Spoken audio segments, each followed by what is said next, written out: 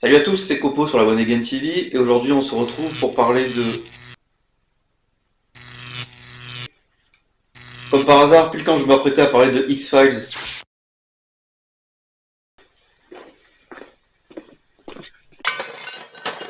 Ah merde, c'est où déjà?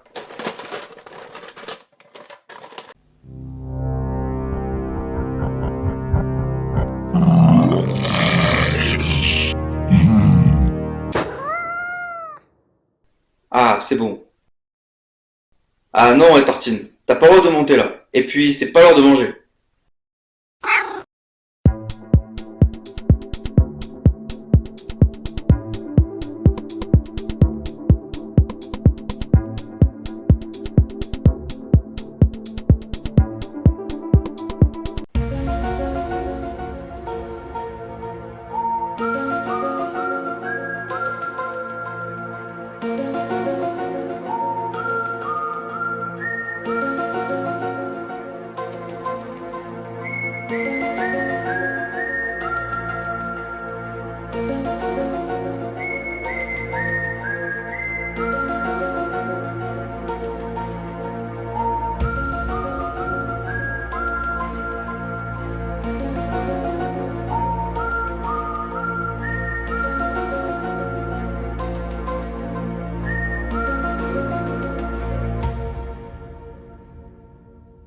La série TV The X-Files, renommée en bon français The X-Files aux frontières du réel, a vu le jour le 10 septembre 1993 aux États-Unis sur la chaîne Fox.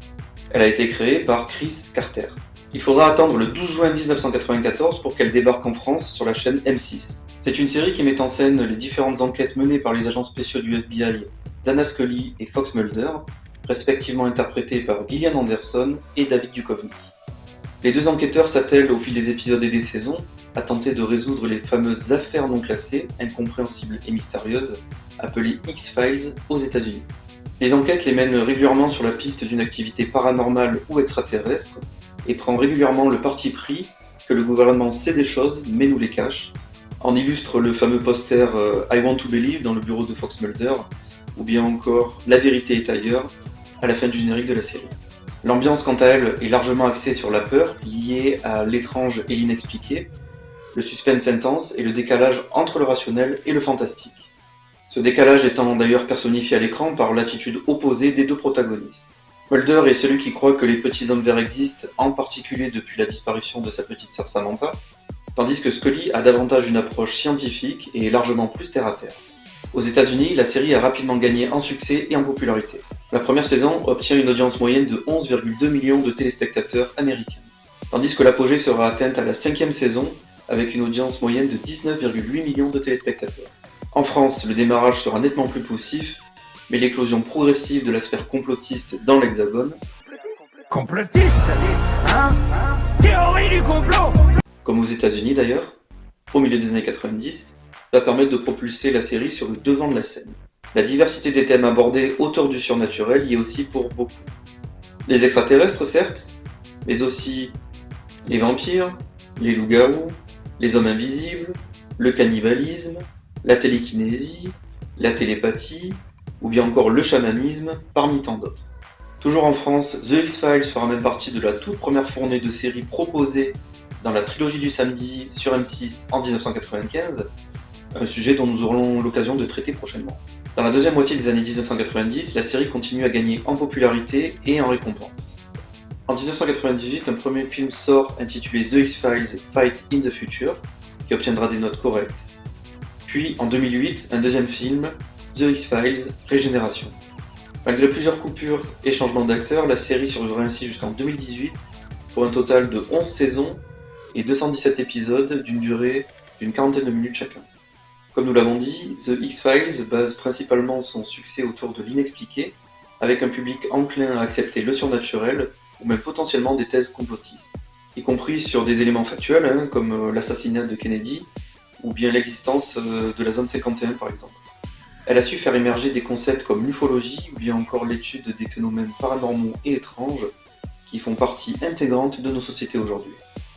Une idée aujourd'hui largement répandue selon laquelle le gouvernement détient la vérité mais nous ment et nous manipule est l'un des piliers fondamentaux de la série.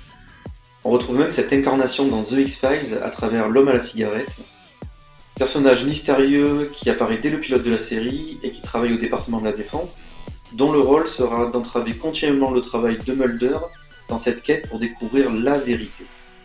The X-Files est tourné de manière à apporter systématiquement son lot de suspense et de peur face à l'irréel et l'irrationnel, avec des horaires de diffusion propices aux frissons, ce qui fera aussi naturellement le sel de la série. Un certain nombre de monstres et autres étrangetés resteront pour beaucoup d'entre nous gravés dans nos mémoires, comme par exemple le mendiant dans la saison 8 épisode 10, ou bien encore Eugene Toombs qui apparaît dès la première saison.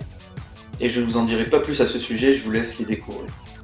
Malgré un succès incontestable dans les années 1990, la série a clairement eu du mal à prendre le virage des années 2000 avec la même dynamique. Déjà, le départ de David Duchovny à partir de la saison 7 marque un premier pas. Ensuite, l'avènement d'Internet au début des années 2000 relègue peu à peu The X-Files au second plan auprès de la sphère complotiste, qui peut dès lors aller faire ses propres recherches et développer elle-même ses propres thèses finalement. Je voudrais qu'on scanne ça et qu'on l'envoie à toutes ses correspondantes. Bien. Je vais appeler Internet et leur demander de me faxer les numéros de téléphone de toutes ces femmes.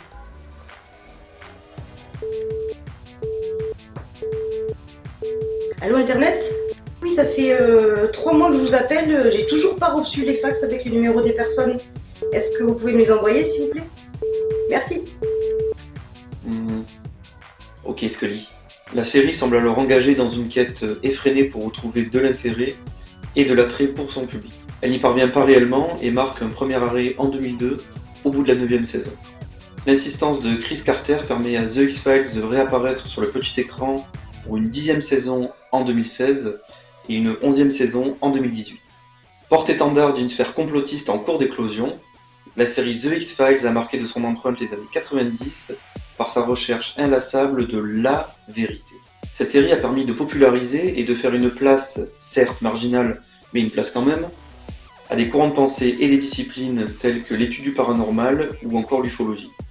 Elle intègre aussi à merveille tous les éléments nécessaires pour nous faire frissonner de peur. Dans une société des années 90 de plus en plus abreuvée d'informations et à l'aube de l'essor d'Internet partout dans le monde, les enquêtes de Mulder et Scully arrivent à point nommé pour initier une mouvance selon laquelle il ne faudrait pas croire tout ce qu'on nous dit, qu'on nous manipulerait, et que la vérité serait un trésor bien gardé par une poignée de hauts placés. A très bientôt pour une nouvelle plongée au plus profond des années 1990, et d'ici là, n'oubliez pas, la vérité est ailleurs, et la Terre est plate. Ou pas.